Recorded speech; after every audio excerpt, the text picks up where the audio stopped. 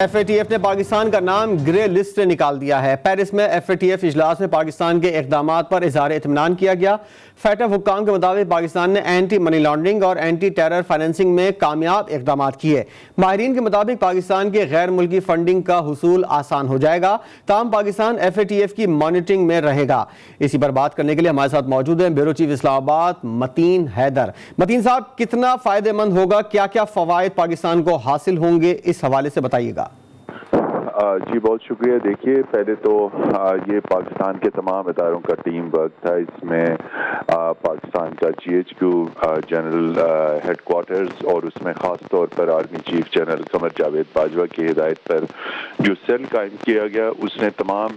Civil military اداروں کے ساتھ کوارڈینیشن کی۔ اب آپ کا یہ سوال کہ اس سے پاکستان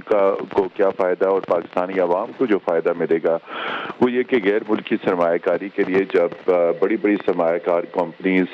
اشاریے دیکھیں گے، انڈیکیٹرز دیکھیں گے پاکستان کی فائنینسنگ کے بارے میں،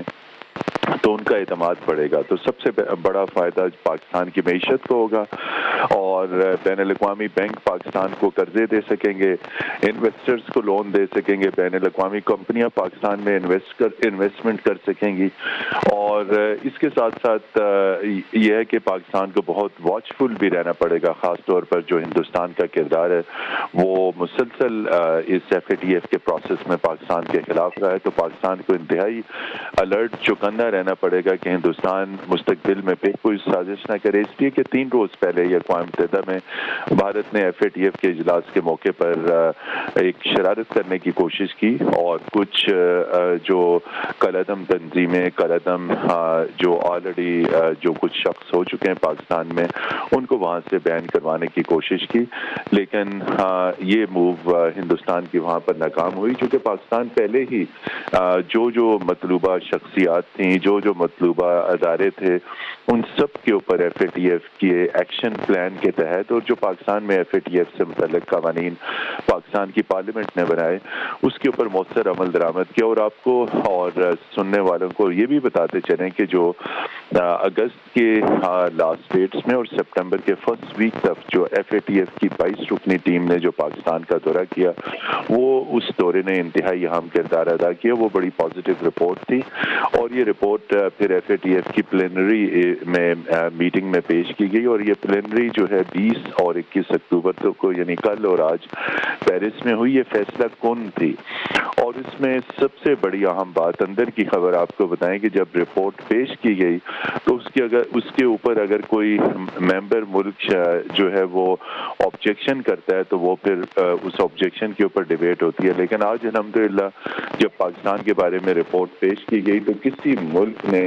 کوئی اعتراض نہیں کیا۔ یہ بڑی پیش رفت تھی۔ اور اب ایک اور اس میں اہم پیش رفت ہے کہ پاکستان کو خصوصی طور پہ دعوت دی گئی تھی FATF کے اجلاس میں شرکت کے لیے۔ آئندہ آنے والے مہینوں میں پاکستان FATF کی اب یعنی مکمل ممبرشپ حاصل کرے گا۔ اس کے لیے سفارتی کوششیں کر دی گئی ہیں۔ پاکستان کا بین الاقوامی جو فائنینشیل جو سیکٹر ہے اس میں اعتماد بڑھے گا، پاکستان کی معاشی صورتحال بہتر ہوگی، بین الاقوامی ادارے پاکستان کو مزید پیسے دیں گے، انویسٹمنٹ آئے گی، اور لیکن اس کے ساتھ ساتھ جو جتنے قوانین پاکستان میں FATF سے متعلق بنائے گئے، تمام اداروں کو مل کر اس پر امپلیمنٹیشن کرنی ہوگی، اور کوئی ایسا گرے ایریا نہیں چھوڑنا ہوگا کہ دوبارہ اس بہت بڑے ادارے کو کوئی موقع ملے کہ پاکستان کو دوبارہ کسی قسم کا الرٹ جاری کرے، وارننگ جاری کرے۔ تو الحمدللہ اب تک تمام تر معاملات جو ہیں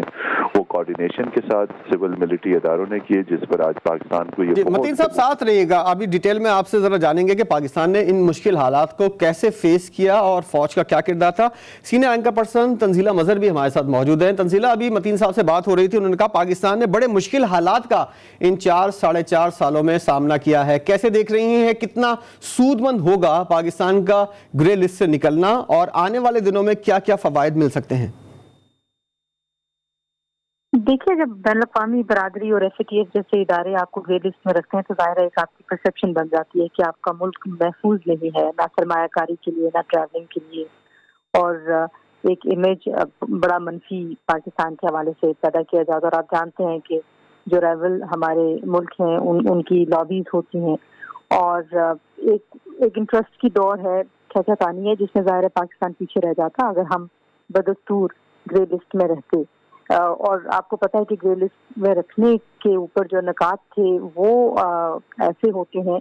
कि दुनिया में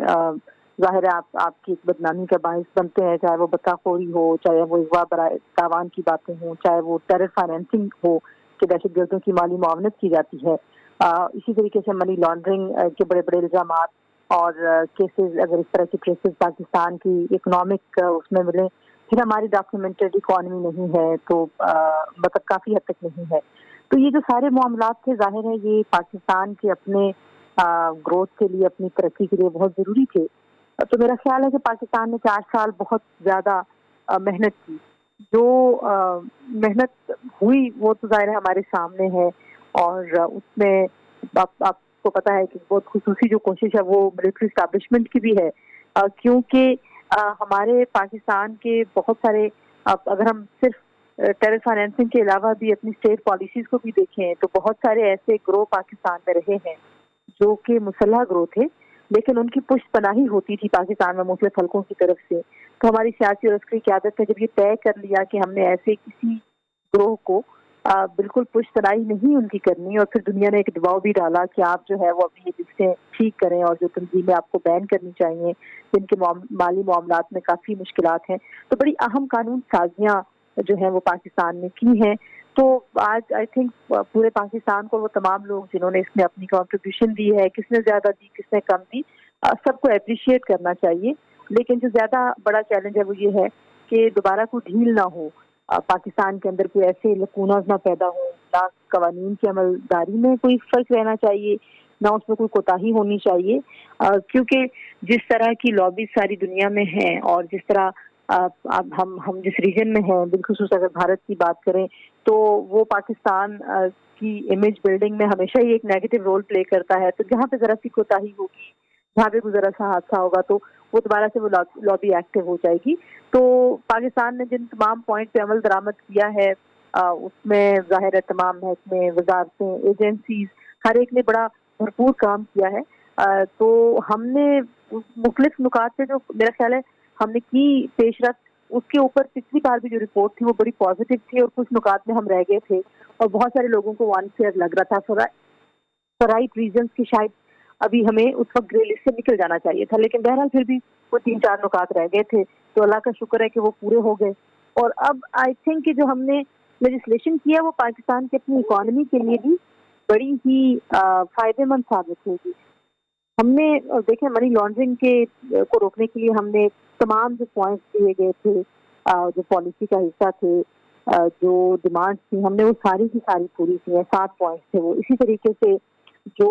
टेरर फाइनेंसिंग को रोकने के लिए एक्शन प्लान था पाकिस्तान ने, मतलब बहुत कम अरसे में उसको भी ख़त्म किया है। वो 27 नुकाती के एजेंडा था जिसके ऊपर पाकिस्तान ने मुकम्मल अमल कर लिया।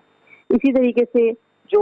आखिरी प्लान था वो भी पाकिस्तान ने जून 2022 में मुकम्मल किया है। तो मेरा ख्याल है कि दोनों एक्शन प्लान की अगर बात करें जो काउंटर टेररिज्म और टेरर फाइनेंसिंग के हवाले से थे, तो 4 साल में 34 नुकात पर अमल दरामद करना, फिर इतने रिव्यूज हुए, आपको पता है टीम्स आती रही पाकिस्तान में, नेगोशिएशंस होती रही। तो आई थिंक कि पाकिस्तान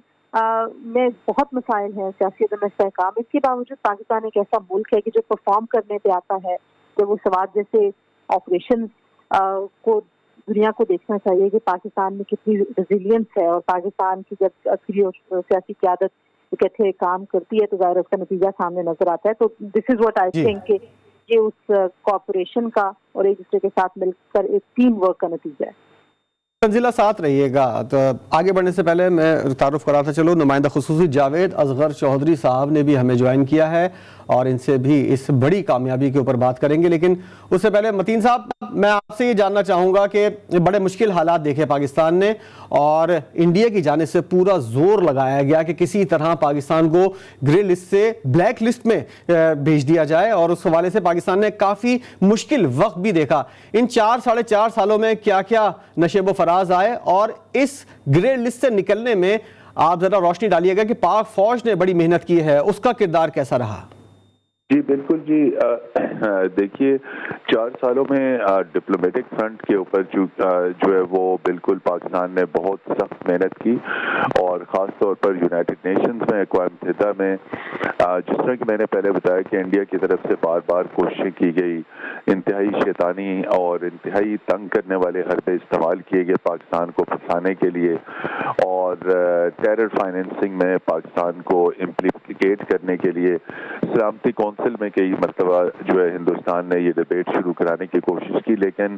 آفرین ہے جو پاکستان کا انتہائی گہرا دوست ہے چین، جو سلامتی کونسل کا مستقل رکن بھی ہے، پس منظر کی سفارتکاری میں چین نے اس سارے پروسیس میں پاکستان کی بے انتہا سپورٹ کی، اور ہندوستان کا بھی مقابلہ کیا، چونکہ یقینی طور پہ سلامتی کونسل کا مستقل رکن چین ہے، اور چین نے ہمیشہ ہندوستان کی پاکستان مخالف جو مووز ہیں ان کا سلامتی کونسل کے اندر ڈٹ کے مقابلہ کیا۔ اور اب اگر آپ بات کر رہے ہیں پاک فوج کی، تو یقینی طور پہ اس میں لیڈنگ رول پاکستان آرمی کا تھا، یعنی GHQ کا تھا، اور اس میں کریڈٹ سبھی لوگوں کو جاتا ہے، لیکن اس جن پوری ٹیم میں army chief general Qamar Javed Bajwa, اس کے ساتھ ساتھ پھر اسٹیٹ بینک آف پاکستان، پھر Federal Bureau of Revenue, securities and exchange commission, Pakistan کا پریمیئر جو تحقیقاتی ادارہ ہے FIA، پاکستان کے تمام سول ملٹری خفیہ ادارے، اور finance ministry, foreign office, diplomatic سطح پہ جو فارن آفس کا رول تھا۔ تو اس سے پہلے تنزیرہ مظہر بھی جس طرح کہہ رہی تھی، انتہائی محنت کی گئی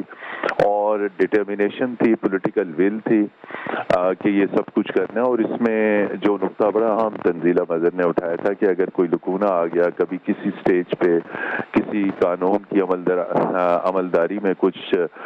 جو ہے وہ ڈھیل آ گئی، تو اس پہ آج ہنا ربانی خان نے یہ ایشورنس دی کہ جتنے قوانین پاکستان کے اندر FATF سے متعلق بنائے گئے ان پر حکومت امپلیمنٹیشن کو یقینی بنائے گی، کسی بھی اعتبار سے کوئی ڈھیل نہیں دی جائے گی، کسی مذہبی گروپ کا کوئی پریشر نہیں لیا جائے گا۔ تو میں سمجھتا ہوں پاک فوج اور ہمارے ملٹری انٹیلیجنس ادارے، ہمارے سویلین ادارے، فارن آفس، ڈپلومیٹک فرنٹ کے اوپر جس طریقے سے دفتر خارجہ نے انتہائی عام کردار ادا کیا، اس سے پاکستان کو آج یہ بہت بڑی عزت اور کامیابی ملی۔ متی صاحب، یقینی طور پر پاک فوج کا جو کردار ہے وہ کسی سے ڈھکا چھپا نہیں ہے اور انتہائی اہم اور کلیدی کردار ہے۔ اچھا، کچھ باتیں ہو رہی ہیں پچھلی حکومت کی کہ وہ کریڈٹ لینا چاہ رہے ہیں اور اس حوالے سے کچھ رہنماؤں کے بیانات بھی آئے ہیں، اس پر میں آپ سے بات کروں گا، لیکن جاوید اصغر چودھری صاحب نے ہمیں جوائن کیا۔ جاوید صاحب، بہت ہی خوش آئند خبر پاکستان کے لیے، آنے والے دنوں میں آپ پاکستان کو کس جانب جاتا ہوا دیکھ رہے ہیں؟ کیونکہ معیشت کس پوزیشن پہ ہے یہ آپ اچھی طرح جانتے ہیں، تو یہ گرے لسٹ سے نکلنا پاکستان کے لیے کتنا فائدہ مند ثابت ہوگا؟ بالکل، جیسا کہ متین صاحب اور دیگر میرے جو ساتھی ہیں انہوں نے تفصیلی بات کی ہے اس پہ، تو FATF کے اس کے گرے لسٹ سے نکلنے کے بعد یقینی طور پہ ہماری معیشت جو کافی عرصے سے ڈاماڈول چل رہی ہے، اور امید واسق ہے کہ اس معیشت کے لیے جو مختلف معاہدے وہ کیے جائیں گے، اور دیگر جو انٹرنیشنل جو فائنانس انسٹیٹیوٹس ہیں ان کی طرف سے FATF کی جو لسٹ سے، ہمیں گرے لسٹ سے باہر نکلنے کے بعد یقیناً طور پر اسی طرح سے ٹریٹ کیا جائے گا جس طرح سے باقی جو ممالک جن کے لیے وہ بہت سافٹ کارنر رکھتے ہیں اور ان کے لیے جو ہما وقت جو تیار رہتے ہیں امداد کے لیے اور دیگر مالی وسائل کی فراہمی کے لیے، وہ یقیناً جو ہے نا وہ سلسلہ دوبارہ شروع ہوگا۔ اور اس کا تمام تر کریڈٹ جو ہے وہ ہمارے قانون نافذ کرنے والے ادارے، پاک آرمی، اور اس کے ساتھ ساتھ جتنے ریلیونٹ ایجنسیز ہیں جو اس معاملے میں شامل رہیں، ان کی شب و روز کی محنت جو ہے وہ بلاخر رنگ لائی، اور آج FATF نے ہمیں اس کی گرے لسٹ سے نکال دیا، جس کے حوالے سے ہمیں پچھلے تقریباً پونے 4 سال سے جس پریشانی کا سامنا، مسائل کا سامنا تھا، وہ آج ہمارے لیے جو ہے وہ راہ کلیئر ہو گئی۔ اور اس کے بعد یقینی طور پر اچھا دور جو ہے وہ پاکستانی قوم اور پاکستان جو ہے وہ یقیناً دیکھے گا۔ اور اس حوالے سے خاص طور پہ میں چونکہ FIA وغیرہ کی رپورٹنگ کرتا ہوں، تو اس حوالے سے میں بہت قریب سے مانیٹر کیا اس کا، اور خاص طور پہ جب جو ان کا جو ڈیلیگیشن ہے جس کو جولائی میں آنا تھا، اور وہ ڈیٹا آن اگست کے لاسٹ میں آیا، جن کی جانب سے مکمل یہ رپورٹ بنائی گئی اور رپورٹ پیش جو کی گئی FATF کے اجلاس میں، جس کے بعد پاکستان کو کلیئر کیا گیا، اس کے لیے بہت تفصیل کے ساتھ ایف آئی اے نے مختلف ادارے جو ہیں ان سے کوارڈینیٹ کیا، ان سے جتنی ابھی تک فیٹف کے جتنے نکات ہیں جس پہ ان کو ہمارے جن پہ اعتراضات تھے جن چیزوں پہ اور جس کی ہم نے شرائط کی گئی تھی اور ہمیں نکات دیے گئے تھے کس پر عمل درآمد کیے، اس عمل درآمد کے حوالے سے مکمل سمریز اور رپورٹ جو ہیں انہوں نے کلیکٹ کی، اور اس کے بعد ان کی جانب سے اسلام آباد ہیڈ کوارٹر میں ہی جو فیٹف کے عمل کی شرائط پر نکات پر عمل درآمد کے حوالے سے ایف آئی اے کا جو اسپیشل یونٹ بنایا گیا تھا وہاں انہوں نے اس کو بریفنگ دیا، جس کے بعد اسی ٹائم ایف آئی اے ذرائع نے امید کا اظہار کیا تھا کہ اس بریفنگ کے حوالے سے جو وفد آیا اس کی جانب سے طمانینت کا اظہار کیا گیا ہے اور یقین واضح کیا کہ پاکستان کو گرے لسٹ سے نکال دیا جائے گا، اور یقینی طور پر اس تمام کاوشوں کا ثمر ہے کہ آج ہمیں نہ صرف گرے لسٹ سے نکال دیے گئے بلکہ مستقبل کے جو بہتر حالات اور بہتر دن ہیں ان کی امید بھی بن گئی ہے کہ وہ بہتر طریقے سے اور وہ معیشت خاص طور پہ ہماری جو بہت زیادہ انسٹیبل ہے اور جو مختلف معاملات ہے معاشی وہ یقینی طور پر سالو ہو سکیں گے۔ جاوید صاحب ساتھ رہیے گا۔ تنزیلہ، جیسا کہ جاوید صاحب نے کہا کہ بہتر مستقبل کی جانب جو ہیں وہ آنکھیں مرکوز ہو گئی ہیں۔ سیاسی کردار کی اگر بات کریں تنزیلہ، میں آپ سے جاننا چاہوں گا کہ 2018 میں پاکستان گرے لسٹ میں گیا، اس وقت پاکستان تحریک انصاف کی حکومت تھی اور اس کے بعد اب شہباز شریف اور پی ڈی ایم کی حکومت ہے، شہباز شریف وزیر اعظم ہیں۔ کیسے دیکھ رہی ہیں آپ تمام سیاسی جماعتوں کے کردار کو، اور جو کردار ادا کرنا چاہیے تھا کیا ان جماعتوں نے اور ان حکومتوں نے وہ کردار ادا کیا یا نہیں؟ دیکھیے تھوڑا سا تو انفارچونیٹ ایک چیز دیکھنے میں آئی، جب ایسے کی قانون سازی ہو رہی تھی تو سیاسی جماعتوں نے کچھ نکات کے اوپر کافی پروٹیسٹ کیا تھا۔ جو ظاہر ہے جو ہماری انٹرنل پالیٹکس ہے، آپ جانتے ہیں کہ ہم اس میں اپنی فورن پالیسی کو لے کے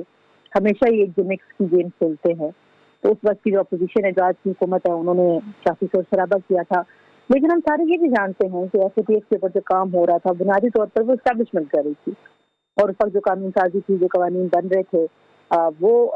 پنڈی سے بن کے آ رہے تھے۔ تو عمران خان صاحب کی حکومت نے تو کوئی ایسا اس میں کوئی کارنامہ سر انجام نہیں دیا، لیکن میں پھر بھی سمجھتی ہوں کہ جو سیاسی قیادت کا ڈیو کریڈٹ ہوتا ہے ان کو دینا چاہیے، لیکن جب ہم گرے لسٹ میں گئے تھے تب ان کی حکومت تھی، وہ ذمہ داری نہیں دیتے۔ جیسے ابھی جو بائیڈن کا جو کامنٹ تھا بڑا انکالڈ فار تھا، بڑا انفارچونیٹ تھا، لیکن خان صاحب نے 6 مہینے کی پوری فورن پالیسی ساری کی ساری ذمہ داری ناکامی کی وہ موجودہ حکومت پہ ڈال دی، تو پھر اگر ناکامیاں آپ ان کو دیتے ہیں تو پھر کامیابیوں کا کریڈٹ بھی ظاہر انہیں سے جائے گا۔ تو یہ جو دوہرا اصول ہے خان صاحب کی سیاست میں اور ان کے ہر طرح کے موقف میں، مجھے صرف اس سے پرابلم ہے۔ ادروائز خان صاحب کی حکومت تھی، ان کی ٹیم تھی، حماد اظہر اور باقی لوگ انہوں نے کام کیا ہے اور ان کو اکنالج کرنا چاہیے، اور میرا خیال ہے اسے دل بڑا کرنا چاہیے۔ اور آپ کو یاد ہے کہ ہینا ربانی سر نے جو پہلی بار جب ان کی ایف اے ٹی ایف کی وہ جو میٹنگس تھیں اس میں اس کے بعد انہوں نے میڈیا سے گفتگو کی، انہوں نے کہا کہ ہم سب کی جو کنٹریبیوشن ہے اس کو اپریشیٹ کرتے ہیں۔ تو میرا خیال ہے کہ یہ جو سیاسی اس طرح کے جسٹرز ہوتے ہیں یہ بڑے امپورٹنٹ ہوتے ہیں، تو خان صاحب کی جماعت سے بھی جسٹرز سیکھنے چاہیے۔ ایسا نہیں ہو سکتا کہ آپ کہیں کہ کامیابیوں کا کریڈٹ تو ہمیں ملے گا لیکن ناکامیوں کی ذمہ داری میں ہم شامل نہیں ہوں گے، تو یہاں پہ تھوڑا سا پرابلم ہے۔ ادروائز تو اور دیکھیے یہ کسی سیاسی جماعت یا کسی حکومت کے لیے نہیں ہوا، جو بھی ہوا یہ پاکستان کی ریاست کے لیے ہوا۔ پاکستان میں معیشت ہوگی، پاکستان کا پرسیپشن ساری دنیا میں اچھا ہوگا، ہمارا جو سارے انڈیکیٹرز ہیں پاکستان میں ہم لوگوں کو اگر یہ دکھا سکیں گے کہ پاکستان ایک ریاست کے طور پہ ٹیرر فائنینسنگ نہیں کرتا، پاکستان ایک ریاست کے طور پر منی لانڈرنگ جیسی غیر قانونی ایکٹیویٹیز کو غیر قانونی نہ صرف سمجھتا ہے بلکہ اس کے خلاف کارروائی بھی کرتا ہے، بڑی مؤثر کارروائی کرتا ہے۔ اور ہم نے اپنے بینکنگ سسٹم میں جس طرح کی ریفارمز لائی ہیں، ٹرانزیکشن کو انٹرنیشنل جو ٹرانزیکشن ہیں جس طرح سے ہم نے ان کو ریگولیٹ کیا ان پچھلے کچھ سالوں میں، تو یہ پاکستان کی بہتری کے لیے ہوا ہے، اور جس سے کام کیا اسے اپریشیٹ کیا جانا چاہیے۔ ہم ہر چیز میں بلیم گیم میں پڑ جاتے ہیں ہماری سیاسی جماعتیں، which is not a good trend, healthy نہیں ہے یہ پاکستان کے لیے۔ متین صاحب ایک اور اہم بات جو تمام پاکستانی جاننا چاہیں گے کہ Pakistan F A T F کی اب مانیٹرنگ میں رہے گا، اس کے کیا معنی لیے جائیں اور کب تک مانیٹرنگ میں رہے گا؟ کیا کیا ایسے اقدامات مزید ہوں گے جس کی وجہ سے یہ مانیٹرنگ کا سلسلہ جو ہے یہ بھی ختم ہوگا؟ ذرا اس کے اوپر روشنی ڈالیے گا۔ جی دیکھیے بڑا اہم سوال ہے، اور مانیٹرنگ کا مطلب ہے کہ مسلسل جائزہ لیتے رہنا، اور چونکہ 4 سال سے Pakistan F A T F کی گرے لسٹ میں تھا پھر بار بار پاکستان کو شرائط دی جاتی رہیں اور وہ پھر دیکھا جاتا رہا کہ جی پاکستان ان شرائط میں سے کتنی پر عمل درآمد کرے. تو مانیٹرنگ میں رہنے سے کوئی پریشانی نہیں ہوگی بلکہ اس سے پاکستان کو یہ فائدہ ہوگا. جس طرح تنزیل احمد نے اور باقی پینلسٹ نے بھی کہا کہ پاکستان کوئی ایسی سپیس جو ہے وہ نہیں سامنے لانے دے گا کہ جو قوانین FATF سے متعلق پاس کیے گئے کاؤنٹر ٹیرر فائنینسنگ منی لانڈرنگ سے متعلق اس میں کوئی جھول آ سکے, اس میں کوئی لکونہ آ سکے, اس میں کوئی کمی بیشی آ سکے. تو میں یہ سمجھتا ہوں کہ مانیٹرنگ جو ہے وہ پریشانی کی بات نہیں ہے اور پاکستان سے کہا گیا ہے کہ وہ کلوزلی, چونکہ پاکستان فل ممبر ہے ایشیا پیسیفک گروپ کا FATF کا,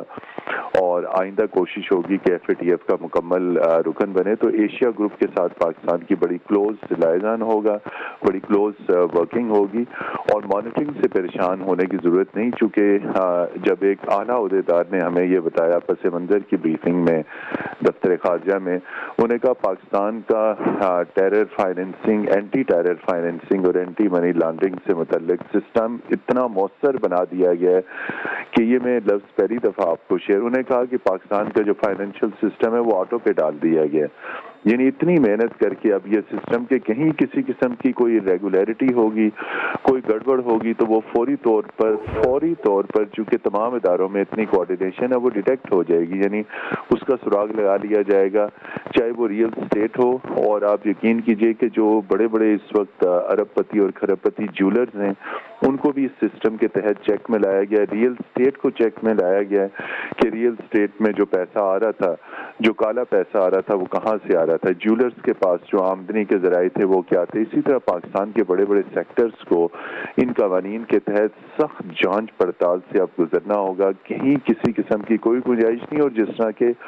آپ کے علم ہے اور سب کے علم ہے کہ پاکستان میں مذہبی جماعتیں بھی ہیں اور یہاں پہ مذہبی گروپس بھی ہیں, ان کے بھی دباؤ بہت زیادہ آتے ہیں پروگریسو پارٹیز کے اوپر. تو اس بات کو بھی ان قوانین میں جو ہے یقینی بنایا گیا ہے کہ کسی بھی قسم کے مذہبی گروپ, پریشر گروپ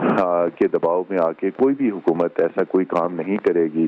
کہ ان کالعدم تنظیموں کو, اس کا اشارہ واضح طور پہ کالعدم تنظیموں کو چندے اکٹھے کرنے کی, جہادی کیمپس بنانے کی, فائنینسنگ کرنے کی اب کوئی گنجائش اور سپیس نہیں ہے, بالکل زیرو ٹالرنس رکھی جائے گی. تو یہ مانیٹرنگ میں یہ تمام تر چیزیں جو ہے وہ دیکھی جائیں گی اور یہ بیسیکلی پریشان ہونے کی بات نہیں ہے, یہ صرف ایک امپلیمنٹیشن کا ایک سسٹم ہے اور اس میں پاکستان کے لیے آئندہ کوئی ایسی پریشانی نہیں ہوگی. صرف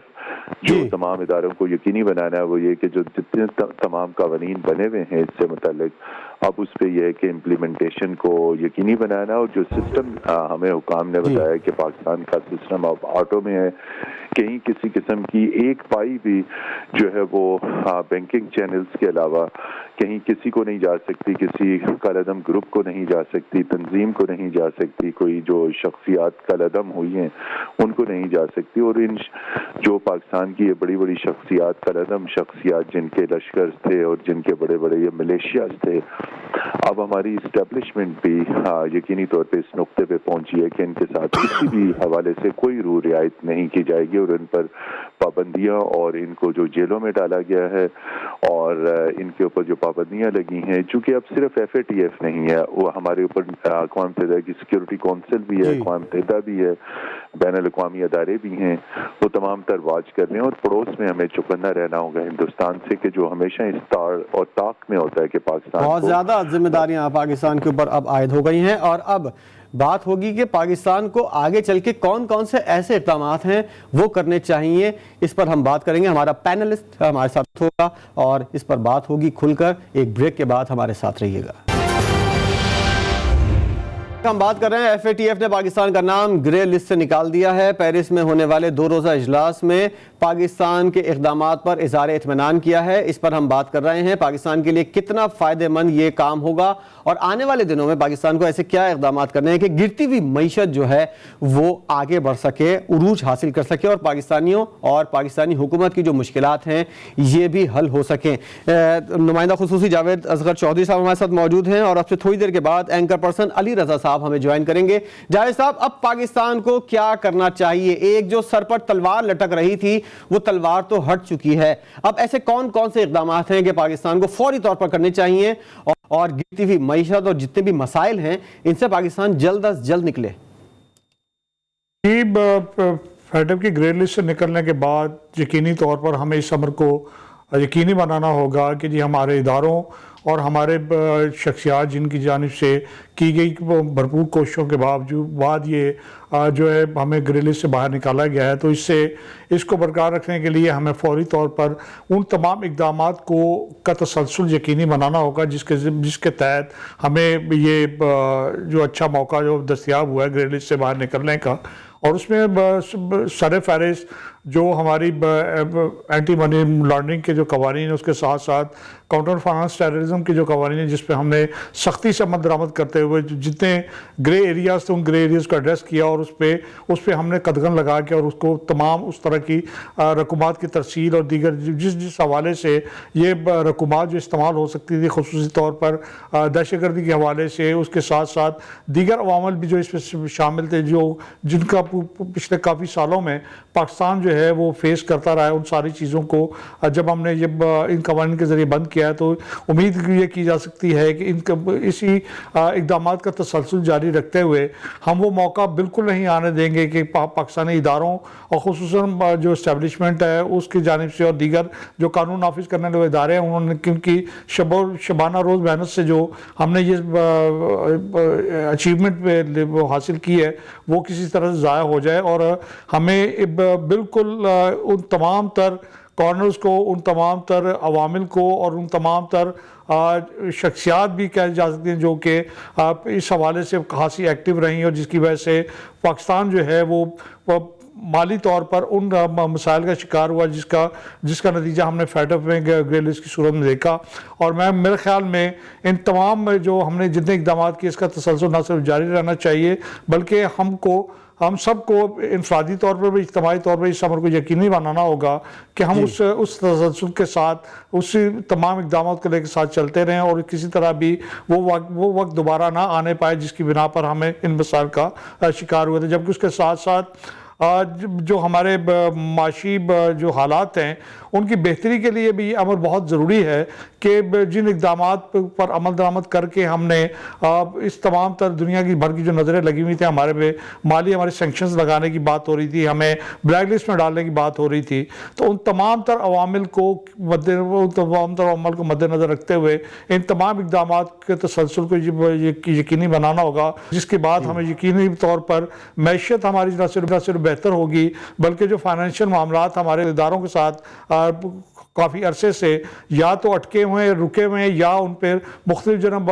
پابندیوں کی لگانے کی بات ہوتی ہے یا سینکشنز لگانے کی بات ہوتی ہے یا یہ ہمیں دھمکایا جاتا ہے کہ جی فلاں کام کریں گے تو فلاں چیز ہوگی، تو ان تمام تر چیزوں کو نظر انداز کرنے میں یقینی طور پر مدد مل سکے گی. ساتھ رہے گا اینکر پرسن علی رضا علوی صاحب نے ہمیں جوائن کیا ہے، اور علی رضا علوی صاحب آپ اپنے پروگرام کے اندر مظہر برلاس صاحب کے ساتھ متعدد مرتبہ کئی بار اس بات کا ذکر کر چکے ہیں کہ گرے لسٹ سے پاکستان نکلے گا تو کون کون سی ایسی چیزیں ہیں جو پاکستان کے حق میں ہوں گی اور کیا کیا چیزیں پاکستان حاصل کر سکتا ہے. ذرا بتائیے گا ایسے فوری اقدامات کون کون سے ہیں جو پاکستان کو کرنے چاہیے گرتی ہوئی معیشت کو سہارا دینے کے لیے؟ جی بہت شکریہ. یہ یقینی طور پر آج پاکستان کے لیے بہت اچھا دن ہے اور یہ پوری قوم کے لیے مبارکباد کا دن ہے کہ موجودہ حکومت کی محنت سے اور خاص طور پر وزیر خزانہ اسحاق ڈار کی محنت جو ہے وہ رنگ لائی ہے.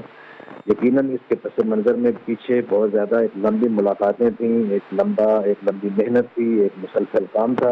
لیکن آج وہ ابھی اس میں کامیابی جو ہو گئی ہے تو یہ قوم کی کامیابی ہے.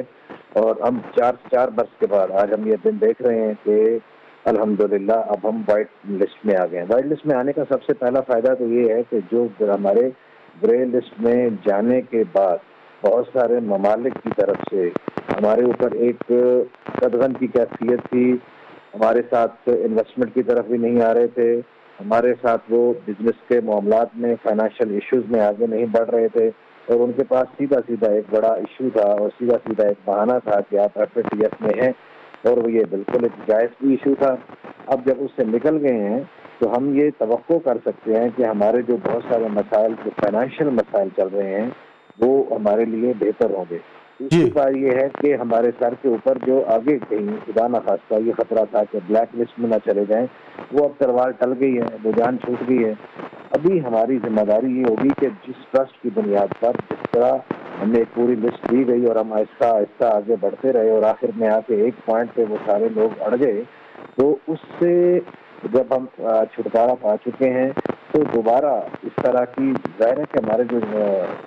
क्या क्या इकदाम पाकिस्तान को उठाने चाहिए आने वाले दिनों में ग्रे लिस्ट से वाइट लिस्ट में आने के बाद? इस पर अली रजा अलवी साहब हमको बता रहे थे। नुमाइंदा खुसूसी जावेद असगर चौधरी साहब हमारे साथ मौजूद थे, एंकर पर्सन अनीका निसार, मतीन हैदर साहब जो ब्यूरो चीफ इस्लामाबाद हैं, और तंजीला मजहर भी हमारे साथ मौजूद थी। आप तमाम का बहुत शुक्रिया। पाकिस्तान ग्रे लिस्ट से वाइट लिस्ट में आ गया है और आज के गुफ्तगू के अंदर हमने ये जाना कि किन किन मराहिल से गुजर कर पाकिस्तान बाहर निकला था और आने वाले दिनों में पाकिस्तान को क्या क्या इकदाम करने चाहिए। एक ब्रेक लेंगे जिसके बाद हेडलाइन के साथ दोबारा हाजिर होंगे। देखते रहिए GTV न्यूज़।